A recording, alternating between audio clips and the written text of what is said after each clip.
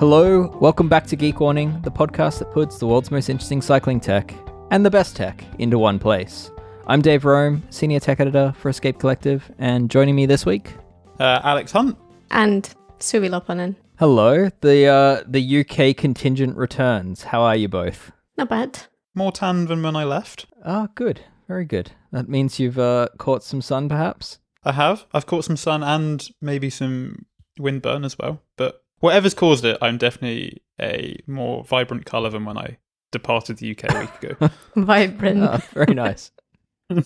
Very nice. Yes, the both of you have been lapping around parts of Europe as of late, which will inform one of the topics that we're soon to get to that's been on our minds, which is, you've both had the opportunity for a few factory tours as of late, which I think is quite cool and worth talking about. Of course, it's probably worth noting that Ronan won't be joining us this week. Ronan is currently on his bike in a very aero position, riding very far. I think he is currently trying to circumnavigate the island of Ireland.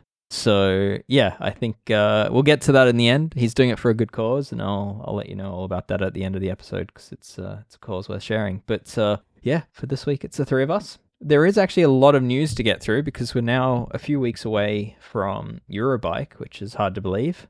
But, the brands are getting busy with all new things that they're trying to get out there, and there's a few interesting things that we think are worth talking about, a few new bikes, a few new parts, and even a show around the corner for me. So we'll get to that. But in the meantime, I think let's talk about the thing that's been on the minds of both of you, which is factory visits. So I might start with you. Where were you last? Yeah, last week I was in Basque country in northern part of Spain. Visiting a couple of brands. So I went to see Oquo wheels and Orbea as well, because Oquo is part of the bigger Orbea group.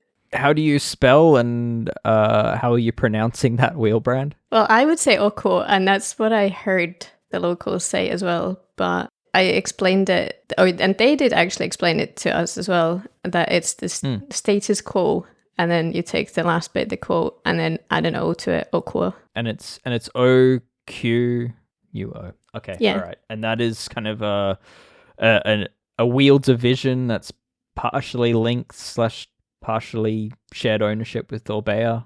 Yeah, they're really trying hard to be their own strong wheel brand, and I think they are this year especially. They're expanding, so they're not going to be only. They used to be just stocked on Orbea builds, so that was the only way to get Oquo wheels really. But they were talking when they released the new wheels, which we're gonna probably mention later, that they could stock those at other dealers as well who don't necessarily stock Orbea. So yeah, they're trying to be a little bit more independent wheel brand, but still part of the same group. Yeah, and I think a few weeks prior to that, you were in Portugal visiting SRAM's chain facility, which is now live on Escape. I guess we'll loop back to what you saw. But Alex, where were you just most recently, and is there things that you can talk about? There are some I can't talk about just yet, and there are some things that I can. But I was in snowy and sunny Switzerland. For such a small country, it's crazy how much the climate can vary depending on where you are. But yeah, I took a visit to DT Swiss and BMC because they're only about 10 kilometers apart, and just outside where I was staying for the latter part of my trip in Switzerland. Yeah, and it was fascinating to get to see behind the scenes at DT Swiss in their facility that deals with 90% of their spoke production. So although other parts of their operation are in Poland or in the Far East, almost every spoke that comes out of DT Swiss comes out of their Swiss factory. Yeah, wow. Okay, I didn't realize that. I thought they had spoke factories everywhere. So, but is the Swiss one still the dominant one? Yeah, so my understanding was the standard gauge spokes are made locally, but still the overwhelming majority of standard spokes are made in Switzerland, and then all the bladed and aero spokes come out of the Biel facility as well. Gotcha. Do you know now how to make an aerolite spoke? I do. It's about 140 tons of force, and you just press the standard. Yeah. Yeah, okay. All it's incredibly loud. Yeah. I didn't spend too long next to that machine because watching that do, 40 or 50 spokes a minute at the noise 140 tons of pressure makes is enough to probably drive anyone crazy. Yeah, right. Well, given what Aerolite spokes retail for in Australia, I only need 100 spokes before the machine pays for itself. So I'll look into that. But were they building wheels at the Swiss facility? Or was that at Poland? No, so pretty much all the consumer wheels come out of Poland, but like the sponsorship wheels or pre-production made in the build facility. But something I found really interesting, considering the size of DT Swiss, and something that people might not assume, is that even in Poland, all the wheels are hand assembled. DT Swiss don't use any machine building at all. So yeah, it's quite interesting to just see the people in the workshop quietly building the wheels, and for the most part, it looked incredibly therapeutic. It looked, people just in the zone, just steadily truing up some wheels. So yeah, it was as you'd expect from a Swiss company, very meticulous, very quiet, and from the outside at least, very precise. So was it similar story in the Basque Country? Yeah, you're avoiding saying Oquo, aren't you? I very much am. Yeah, it's very similar, and I think because I've seen it's in the SRAM chain factory tour. Actually, there's a little bit for Zip as well because the wheels are assembled at the same location. So I've seen like 2 wheel assembly places now, and they are very, like Alex was saying, they're very quiet, and it does sometimes make me wonder whether it'd be a nice change of work line of work to just build something day after day after day, like a repetitive task instead of writing. But yeah, it's really cool. I think the main takeaway from any of the factories, anything that is being made that I've seen, is that it makes me think differently about the product, because you actually see the people making them. And even, you don't necessarily see the actual rim being made or the part, but it's just that you see the people building that product that you're then going to have on your bike. And it's a very special connection. Like, I definitely look at chains in a completely different way now, having seen how they're made, and even just, wheels, like thinking about spokes and every part of the bike, really. When you see it being made, it's a different kind of feeling.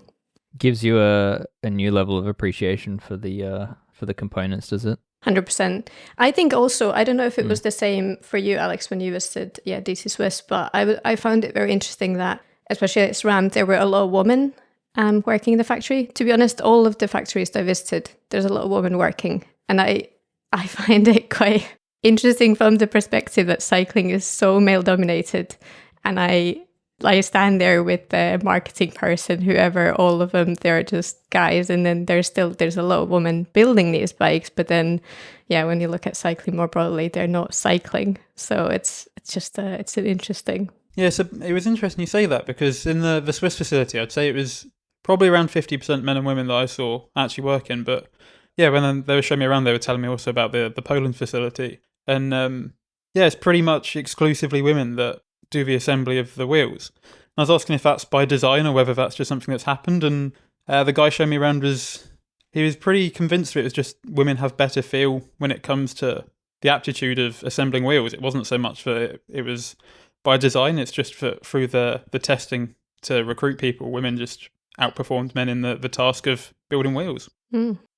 Yeah, I've seen DT Swiss speak about that quite a few years ago, because this is not a new thing for them. And they've said something along the lines of it's more efficient and creates a better quality product for us. So it's I think there's a lot of research into that, but it turns out women are better at those tasks than men. So things that require detail, I guess. That's because I found as well, like the bits where like decals, like small paint jobs on frames, that was always, those jobs were done by women in the factories that I visited. So it's interesting. Yeah. If my personal experience of wheel building is anything to go by, women have to be better, because I just get incredibly angry incredibly quickly. It does take patience. But we don't have all the tools either. So I saw at Oquo, they had this, because there's machines that you see do things that you have to do at home by hand, obviously. And DT Swiss, apparently they do everything by hand. But Oquo had this rim tape machine that they've developed. They've developed a lot of the machines that they use by themselves. So they're like proprietary for them. I assume other brands probably use very similar machines, but it was so quick, like the rim tape applying. And it's one of the tasks that I hate doing, just to get it straight, to get it perfect. And it was like 20 seconds, if even that, and it was on. What were they using to push the rim tape into the rim well? I've seen all sorts of things. Yeah, it was this kind of like a roller, like just... Did it look like a inline skate wheel?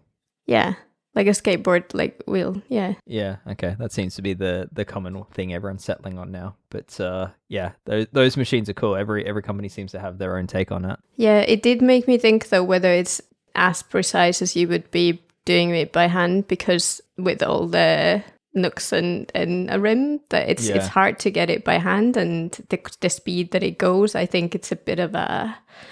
Yeah, there might be some bubbles still, and I think when you look at close enough, but not perfect. Yeah, but at the same time, you save so much time. So, yeah. But were the wheels being like laced, and like were the spokes being threaded in all by hand from what you both saw?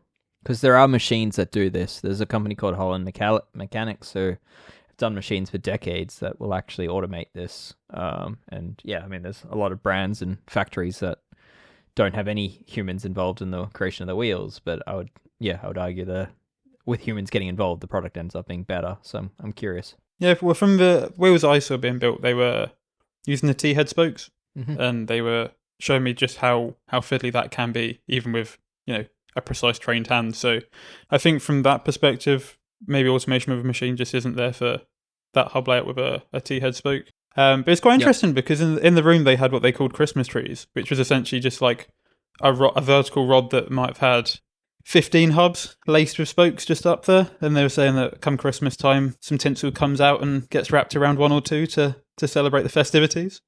That's nice. Yeah, I've seen those same at other factories.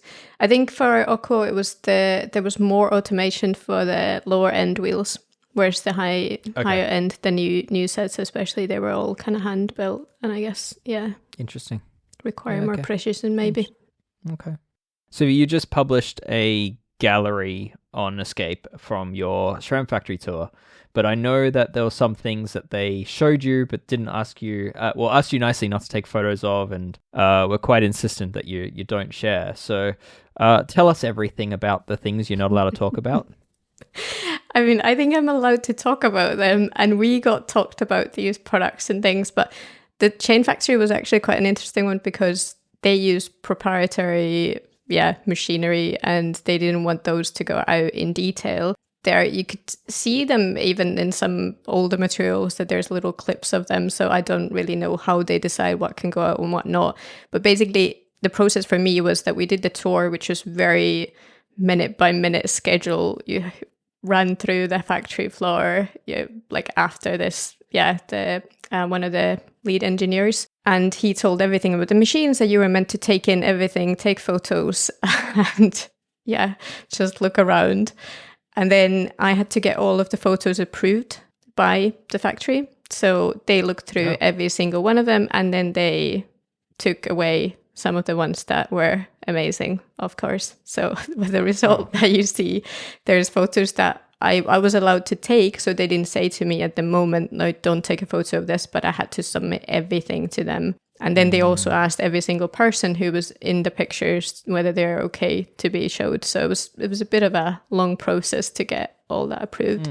And then some other factories, there's definitely been cases where they've told explicitly, don't take a picture of this. You can see it, you can look at it, and they'll tell about it, but you're not allowed to take any sort of picture or anything. And they do differ quite a lot, like how they do the factory tours, depending whether there's a lot of people or whether you're just you and like the product manager or whoever. Yeah, in my experience with that, it's often or almost always a result of, as you say, like there's proprietary things involved, and the company feels that that's their competitive advantage, and they know their competitors are going to just look at those photos and reverse engineer, and they don't really want to make it that easy. In some rare cases, I have had brands that are arguably just embarrassed by certain tools or the way they do certain things, and like, let's not show that. But I think normally it's a trying to keep a few trade secrets to themselves. So Alex, did you have any of those experiences? Not so much specifically. One thing that was a shame, because it would have made a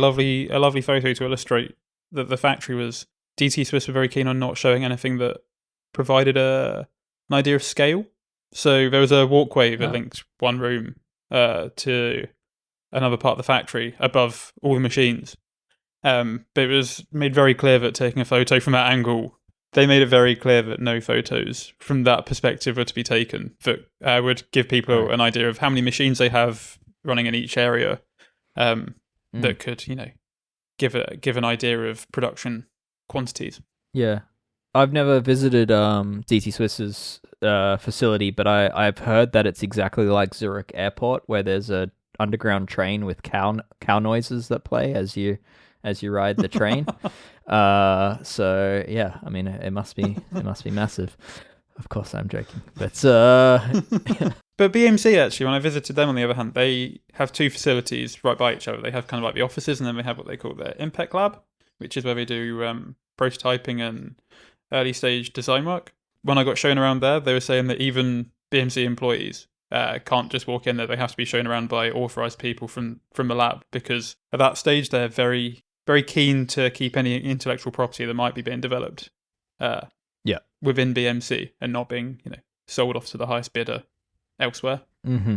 So yeah, it's interesting to see how two different brands approach that concept. Yeah, that prototyping lab I've been through there. It's quite cool. They've got some pretty impressive machinery for just a prototyping lab in there. Like they've got for sure their own ISO testing facilities in there, and they've got their own some fancy CNC machines for doing rapid prototyping and all sorts of things. So I was definitely, there was a few things covered by curtains that I was very, very hopeful they would lift the curtains on, and they never did. Yeah, but there were some text messages exchanged before I arrived for towels to get thrown over some stuff. Interesting. Okay. Yeah, not surprised. Not surprised. All right. Well, are you working on any other factory tour things that people should keep an eye out for? Like, did you manage to take some photos of DT Swiss? Yeah, definitely keep an eye out in the next few weeks for DT Swiss tour. There's some cool numbers I can disclose that I won't share now, because I'd like you all to go and actually read my article instead. But yeah, it's fascinating, and I think for what on the surface looks like a fairly standard and easy component to manufacture, there's quite a few steps behind it that I think might be surprising if you haven't seen a spoke production facility before. Yeah, nice one. All right. Yeah. Going behind the scenes is certainly something we try to do wherever possible, and I guess expect more of that in future.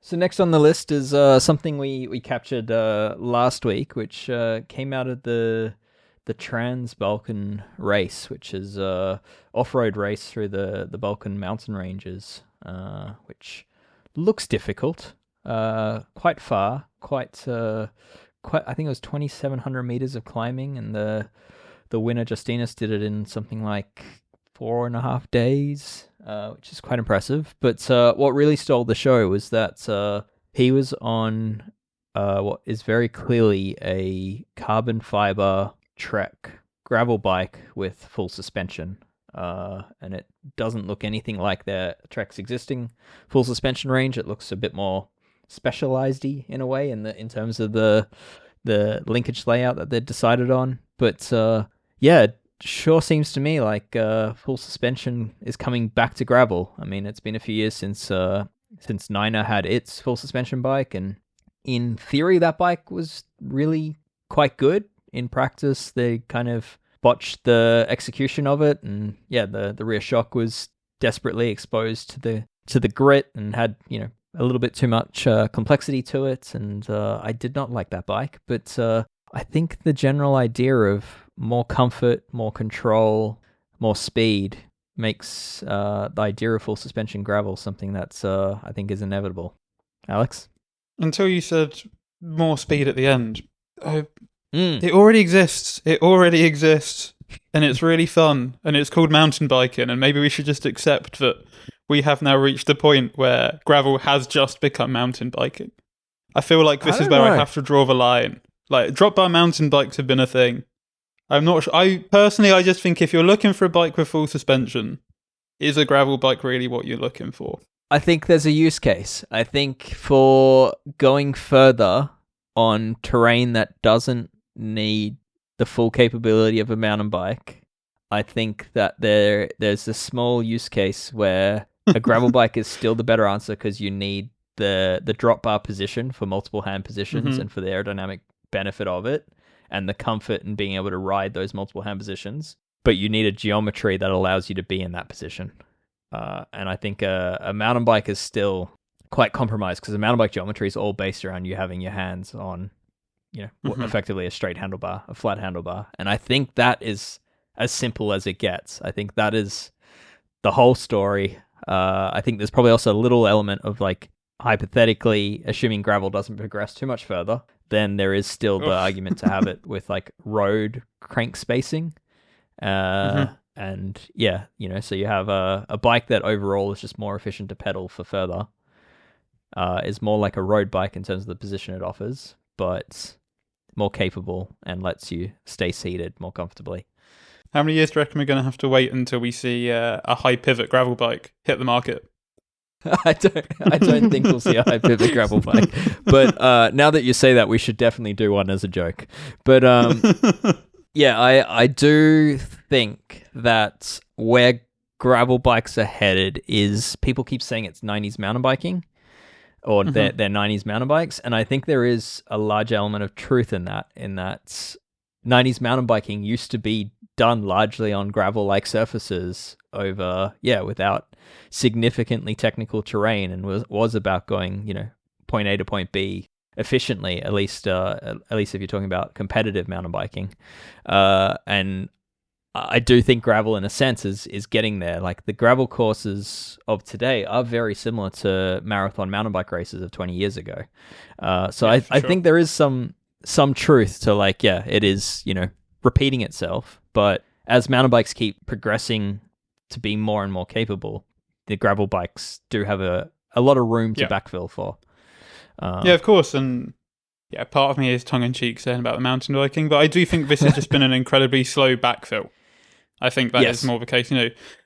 As mountain bikes do get more capable, the trails that you historically rode become increasingly boring. Like if you looked at what a UCI World Cup downhill would have been in 2004, the average Sunday rider would happily cruise down it now on a modern enduro bike because they're just so capable. But that's meant that the historic trails people have ridden. True. If you go to some of the early 2000 races, they were essentially just grassy hills. Yeah. Okay. But I think the historic trails that people have been riding become increasingly boring, and now slightly more capable gravel bikes actually open them up to being fun again because you're on essentially the bike you were riding 15, 20 years ago, but maybe with slightly better componentry and geometry. But I think far more reliable. The biggest argument, it is just backfilling that niche that kind of disappeared for a while. Yeah. So I also do think that looking at this new Trek, that does look pretty production ready. I mean, we covered it on Escape. It's carbon fiber. You tend not to see too many early stage prototypes in monocoque carbon fiber. It's too expensive way to do things. It's a very inefficient way to do things. So dare we say this is actually a production ready bike we're seeing. But I do think that it brings new light to early 29er mountain bikes when they first went through axle. I think you'll find that those are actually competitively close to where this next generation of gravel full suspension bikes will be. So 2010s, I'm going to say, roughly, as a full suspension mountain bike, like a Specialized Epic or a early Scott Spark or anything with 29-inch wheels. I think you'll probably find, assuming it was through axle, you can then fit your gravel wheels into that. It'd be a 142 rear axle. It would have a slightly narrower Q factor, so you'd probably be able to squeeze maybe a new SRAM wide one by crank onto there. And I think you'd probably be able to create yourself a pretty cool gravel bike because back then the reach figures hadn't grown massively. So you'll be able to get a drop bar on there with a very short stem and be, I would imagine, pretty close to where some of these new gravel bikes might be ending up. So, but yeah, that said, getting a modern mountain bike, I don't think is quite the answer because those reach numbers are really long. So it definitely creates complication and compromise if you're trying to put a drop bar onto them. But yeah, I think this is a category we're going to be talking about whether we whether we like it or not, I think we'll be arguing about it, because if Trek's doing it, I think we can almost guarantee that others are looking to get into the space as well. So I guess one to come back to once we know more.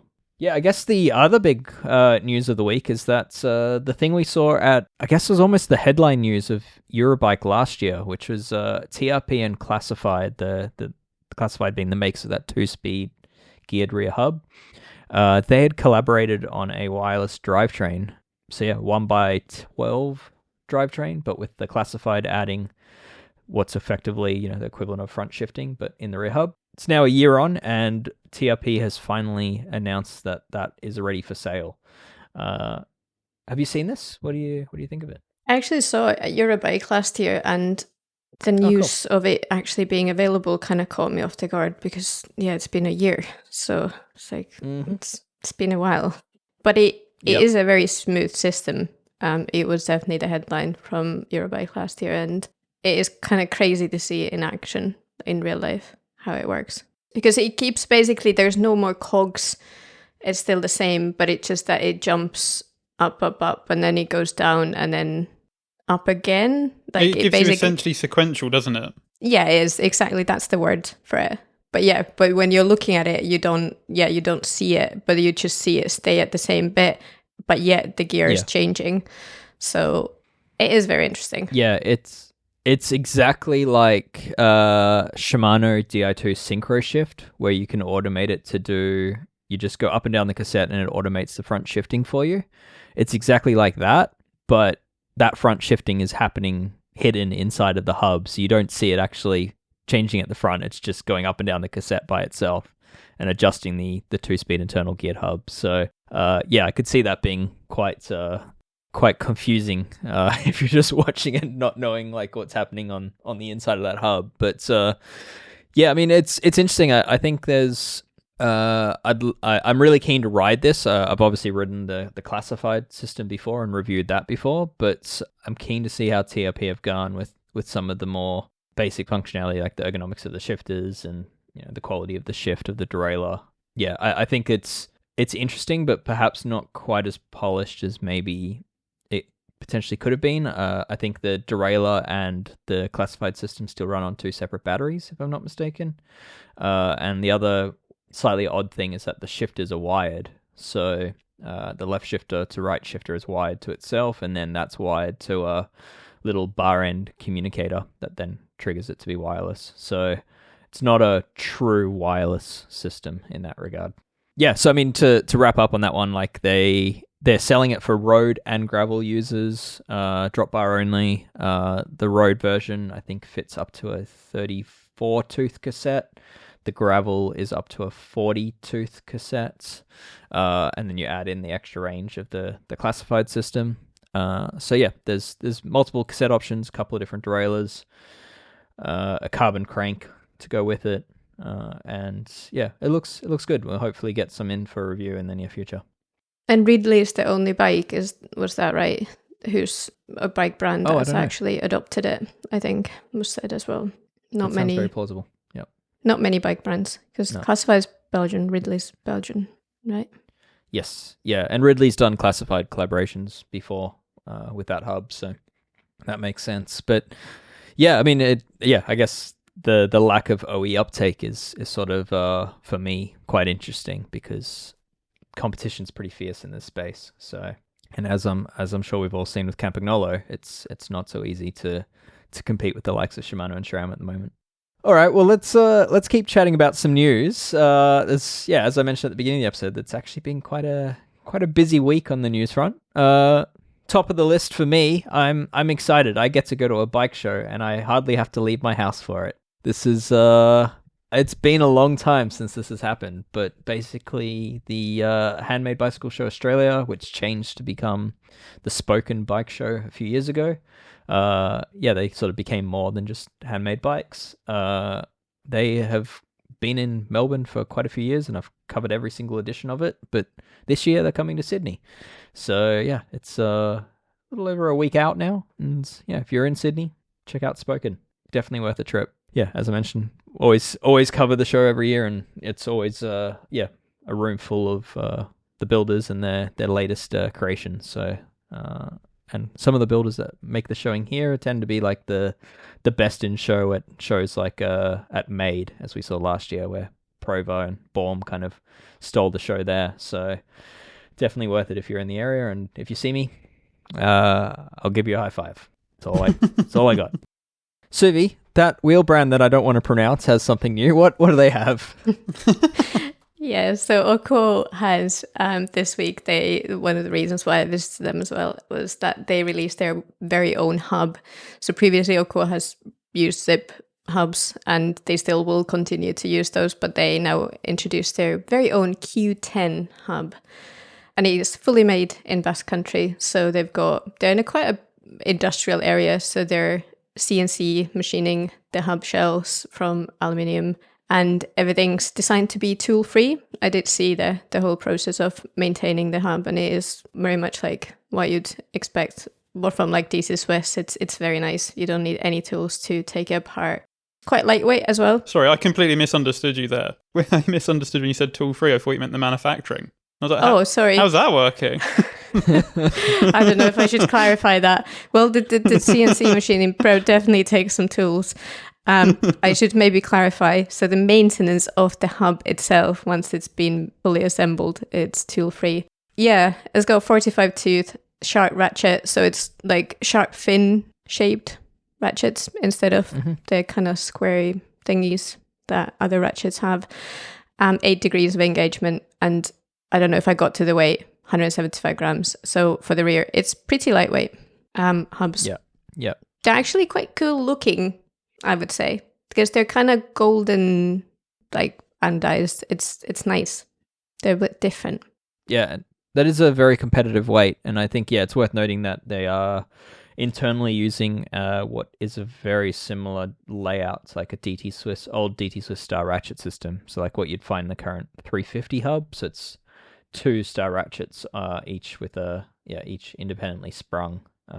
So yeah, that's a very familiar system now, and a lot of brands seem to be heading there as DT Swiss's patent expired a few years back. So turns out it's a good system to copy. Yeah, and the hubs are available on 4 sets of new wheels. I covered this in the daily news, so if you want to check them out or head to Oquo to see them out, there's 1 set of gravel wheels and 3 road wheels. That brand using zip hubs is very interesting to me, and I think maybe Zip should look to use their hubs. Say that to Zip. Oh yeah, actually, speaking of Zip, maybe it should mention Oquo is still not going hookless on their rims, so they're still sticking. They've got the mini hook, so it allows a little bit higher pressure, but it's not a clincher, but it's not hookless either. So they're a little somewhere in between. There's some other wheel news. I guess first on that list is Industry 9. They're sort of most famous for their hubs, an American manufacturer. They have acquired We Are One Composites out of Kamloops in Canada. And We Are One, not that old of a company, I think less than 10 years old at this point, but they really shot onto the scene as making carbon fiber rims that didn't fail. They've really built up a reputation and kind of a cult-like following for having mountain bike rims that people don't destroy, which is makes them quite an interesting company. And I believe, having heard an interview with them on Pink Bike, they're basically saying that they've never quite met demand. They've always sort of had back orders in place since their inception for rims. So definitely demand there, but it sounds like they hit some rocky patches as far as ownership of the company and perhaps debt owed and all that. And to get out of it, they've decided to sell to Industry 9, and Industry 9's keeping the factory where it is in Kamloops with all the staff, including the founder of the company. And so, probably good news for all involved, and I expect to see some pretty cool wheels coming out of Industry 9 as a result of it. So, one to watch. The other thing to add on that is, again, this is, Pink Bike podcast, but they teased that it was perhaps gives Industry 9 some capability in carbon fiber that they previously didn't have. So, I mean, they're really talking about the fact that they're looking into components for the whole bike. So, the tease of like an Industry 9 handlebar or an Industry 9 carbon fiber crankset was certainly put on the table. So, one to watch out for. All right, other news, more carbon fiber coming out of Roval. This one is not official, but has been leaked all over the internet. There are new Rapide CLX wheels about to come out. We've seen these being raced by the likes of Red Bull Bora Hansgrohe. And yeah, it looks like Roval's going to have 2 new racing wheels. So a deeper wheel with the Sprint branding, and then a more general depth Rapide, which appears to be much more in line in terms of depth with the current Rapide CLX wheels. The big story with these, other than the $3,500 US price tag I've seen attached to them, is that they're going to have thermoplastic carbon spokes, which is not something that we've seen from many others. We've seen a lot of carbon spokes, but those are almost always thermoset. Thermoplastic aims to, I guess, bring all the performance benefits, but without the waste, and with also the promise of easier recyclability down the line. So my guess, looking into who makes thermoplastic spokes, is there was a company that came onto the market last year called Arris, ARRIS, and my guess is that they're the manufacturer behind these spokes for Roval, but I'm sure we'll find out for sure soon enough. Yeah, I'll be curious to see the details of these wheels when they officially get released, because the photos I've seen of Remco using them, he's using a 30mm tyre. So it'll be interesting to see what the actual external and internal rim depths are. It's rumoured that it's going to be a 21mm internal still, but historically Specialized have stuck fast with 26mm tyres being the fastest option on their wheels. So to see Remco, who's clearly going pretty well at the Dauphiné at the minute, on not even a 28 but a 30mm tyre, it'll be interesting to see if the external rim width has grown to match this, or what's actually at play to see wider rubber finally on a set of Rovals. Yes, yeah. It's worth probably noting that like those 26mm tires from Specialized on those wheels tend to measure up at about 28. But I think it's still if it's a 30 quoted size, and that is quite a bit bigger than what we've seen the team using in the past. So one to watch. But needless to say, these wheels will, I think, judging by the pricing we've seen, will be a premium product, and given the rumors around the widths and everything, I think they're going to stick with hooks, which perhaps is a good thing.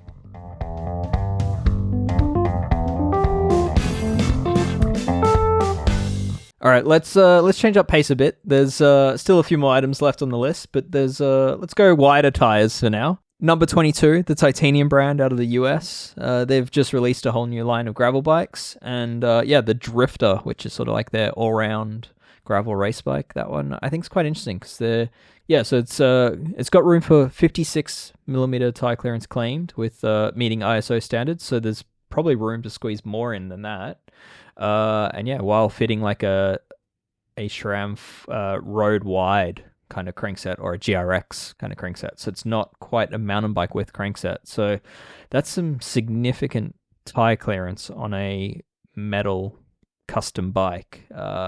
More than what we've seen from others, dare I say. Like Baum Cycles at Made last year showed a bike with 2.4 inch tires, a gravel bike, but they'd done that with like by using a mountain bike crankset. But number 22 sort of pushing the limits of what you can squeeze in between a slightly narrower crankset, and really cutting away at the chainstays from what I've seen in order to achieve that. But I think it's cool, and I think it shows that that custom world are definitely paying attention and figuring out how to really be competitive in this sort of in this space as people demand wider and wider tires.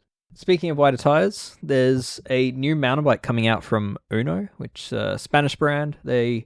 For me, I kind of see them as like almost like the Ferrari of the mountain bike world. They're very, very premium, tend to do things quite differently, tend to set new trends as quite a niche player with small production. They're returning to cross country with a bike called the Horn. 110mm travel that looks just like a Specialized Epic World Cup, but seemingly has fixed a lot of the things that I didn't like about that Epic World Cup. But most notably, they've got room for 2.6 inch tires in this thing, which, given pretty much all the other competing bikes in this space, barring Lauf, sort of top out at 2.4, maybe a 2.5 inch tire. I think it's quite interesting to see them pushing that and figure out that a little bit further. I don't know. I think we're starting to see trends where the likes of Specialized have been playing with 2.5-inch tires, and I guess it only makes sense that we'll see things go even wider. So, yeah, I don't know. Alex, what do you think? You think it's... would you agree that this might be the next trend in like the next series of XC bikes, that it's tire clearance that's the next thing everyone's chasing? I think so. I think that's probably where we're going to see things, at least in the short to mid-term. I think that's where we're going to see things heading. I wouldn't be surprised to see more riders using 2.5s and maybe some 2.6s arriving before the World Cup season wraps up this year. And I think come next year, I think wider rubber will definitely be probably top of teams' experimentation list for the off-season. And I think it's fair. I feel like 2.4 has been pretty standard for quite a few years now, and it makes sense that teams start to experiment with slightly wider just to see what comes of it. Gravel's done a lot for showing that potentially what we thought we knew about tyres might not be true, and pushing the experimentation envelope a little bit can reveal interesting findings. So I think, wider tyres in XC is definitely something that I wouldn't be surprised to see more of. Yeah, for sure. Yeah, I know the team at Lauf in Iceland are pushing hard for this. I mean, their mountain bike fits 2.8s, I think, and they just don't understand why cross country races are on 2.4-inch. I haven't quite come around to agreeing with them yet, just given the limited choices for nice, lightweight, fast rolling rubber in wider widths. But yeah, I mean, from their point of view, like all the tests they've done, they're just like, the wider tires are always faster in our tests. So perhaps they're onto something. It wouldn't be the first time that Lauf got to an idea first. So stay tuned. I don't hate the idea of wider tires, but Pro have done something that I kind of do hate. Pro being the component division of Shimano, they have released the Tharsis Evo MTB handlebar and stem. If you go to my XTR review on Escape, you'll actually find this handlebar kind of in view on the Yeti that I tested for the trail brakes. And the big story with this handlebar and stem is that it allows internal cable routing on your mountain bike from the handlebar. So from where basically the point where the hose comes from the brake lever goes straight into the handlebar, and then it can be taken into the stem, and then from there into the frame. And this is the beginning of really, really bad things. I do not like this. The fact that a company the size of Shimano is already doing this signals to me that others will pay a lot of attention to it. And please, I don't even want through headset cable routing on a mountain bike, let alone through handlebar cable routing. So how would they explain that? Why would you want that? Why would you want it? Yeah, Cleaner but what has aesthetics. Shimano? Yeah, but that's the only So yeah, I don't know. I think if you're gonna make a bike terrible by routing the hoses through the headset, specifically a mountain bike, you may as well just hide it all the way to the handlebar, maybe. But again, I'm okay with this as I've always said, I'm okay with it if like everything else is wireless. If your derailleur's wireless, ideally your dropper's wireless, and it's just like one or two brake hoses. But yeah, I don't know. I think on a mountain bike, you've already got a external brake hose for the front. So one external brake hose for the rear brake isn't going to ruin things. So yeah, who knows? Maybe the next step is internally routed front brake hoses on mountain bikes. Maybe that's where this is headed. But please, no. Either way, saw this handlebar, rode this handlebar, noticed the ports going into the handlebar, and just thought, in fact, this is my plea. If anyone is considering somehow internally routed front brake hoses on mountain bikes, please go and do something else. Please. Yeah, I mean, Danger Home's done it before, but dare I say, I don't think even he is really wishing this on us.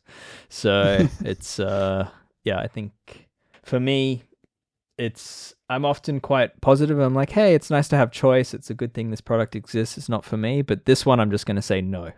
Just please no. Let's just stop it here. But is Shimano Pro? Is it first in this, or is there more options? I think there have been some other players. I think not Daramo, but one of those brands along those lines has done cable. Yeah, what's Bike Composites? Maybe Bike Ahead. Is that the one I'm thinking of?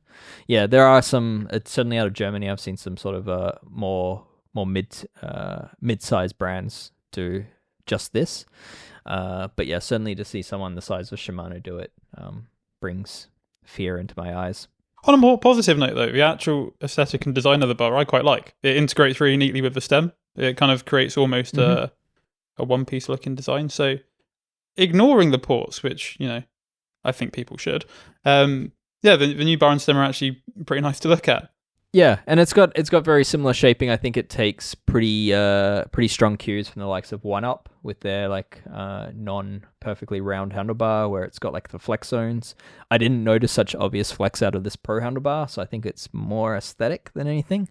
But yeah, and then they've also copied One Up in terms of having sticker kits where you can change the color of the handlebar. So certainly some inspiration being borrowed there, but One Up hasn't put holes in their handlebar for routing brake hoses through it. So I'm going to give One Up a high five for that, and we'll move on.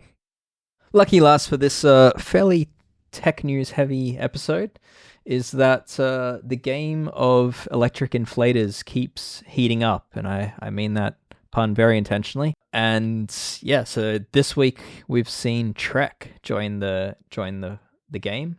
They've got a new model called the Air Rush.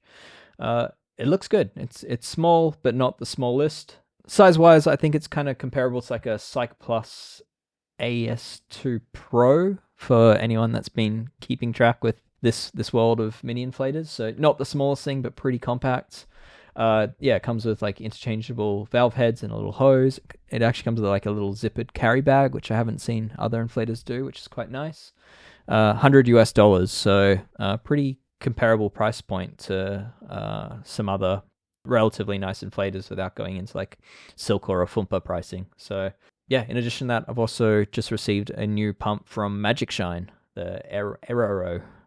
So yeah, I think we're starting to see more and more brands coming into this space, and I've been calling in as many as I can because in a couple of weeks I'm going to get buzzing with these again and look to redo the test that I did in August last year, and with all the new entrants that have come out since. So I've got a pile of these with that's getting bigger by the day. So yeah, kind of eager to get started on that one before they start multiplying even more. So anyway, keep an eye out for that one. All right, well that's largely the episode for this week. A heap of tech news, obviously, and I think it's just the time of year where we're probably the next couple of weeks we're going to have a lot of new tech to talk about, and we can then get back into more broader themes of tech that we like to discuss. So stay tuned. But keep listening if you're a member of Escape Collective. We're about to have a Ask a Wrench, and this week I've got a bit of a surprise guest. Both Brad and Zach were unavailable this week, so I brought in a ringer.